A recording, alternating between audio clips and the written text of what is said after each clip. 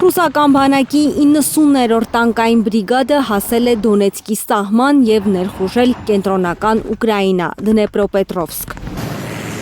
Ռուսաստանի պաշտպանության նախարարությունը հայտնում է, որ ռուսները շարունակում են մարտական գործողությունները այդ ուղղությամբ։ Ռուսաստանը երեկ հայտարարեց, որ իր զորքը առաջին անգամ է մտնում Դնեպրոպետրովսկի շրջան,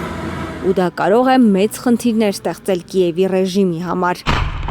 Կրեմլից հայտնել են, որ Դնեպրոպետրովսկում առաջխաղացումը անհրաժեշտ է բուֆերային գոտի ստեղծելու համար։ Ռուսաստանն այժմ վերահսկում է Ուկրաինայի տարածքի գրեթե 1/5 մասը, Ղրիմը և Արևելյան Ուկրաինայի որոշ հատվածներ։ Դնեպրոպետրովսկը սահմանակից է Ռուսաստանի գրաված 3 շրջաններին՝ Դոնեցկին, Խերսոնին և Զապորոժիեին, ու դրանց շուրջ բուֆերային գոտի ստեղծելը Մոսկվայի համար կենսական նշանակություն ունի։ Ուկրաինայի նախագահը խոստովանել է, այդ ուղղություններով ծանր մարտեր են ընթանում։ Պոկրովսկի напрямок։ Գլխավոր հրամանատար Սիրսկին զեկուցեց Պոկրովսկի ուղղության, Լիմանի ուղղության, Դոնեցկի մարզի, ինչպես նաև Ուկրաինայի սահմանի երկայնքով Սումիի և Խարկովի մարզերում ստեղծված իրավիճակի մասին։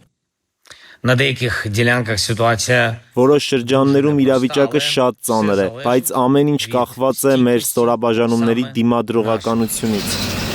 Ուկրաինացիները դիմադրում են, չեն ընդունում, որ ռուսները առաջխաղացում ունեն Դնեպրոպետրովսկի հատվածում։ Ուկրաինայի զինուժի խոսնակ Վիկտոր Տրեհուբովը վստահեցնում է, ռուսները խաբում են, երբ ասում են, թե Պոկրովսկից և Նովոպավլիվկայից ներթափանցել են Դնեպրոպետրովսկի մարզ։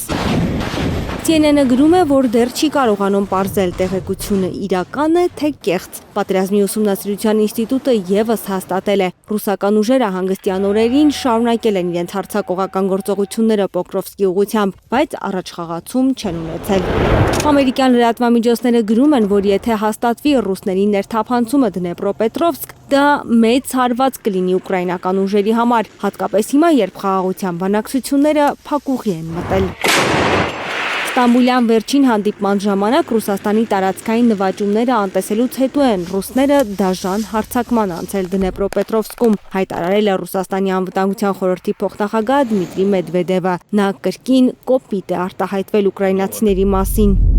Նրանք, ովքեր չեն ցանկանում բանակցություններում ընդունել պատերազմի իրականությունը, տեղում նոր իրականություն կտեսնեն։ Մակաբույծների ախտահանումը շարունակվում է։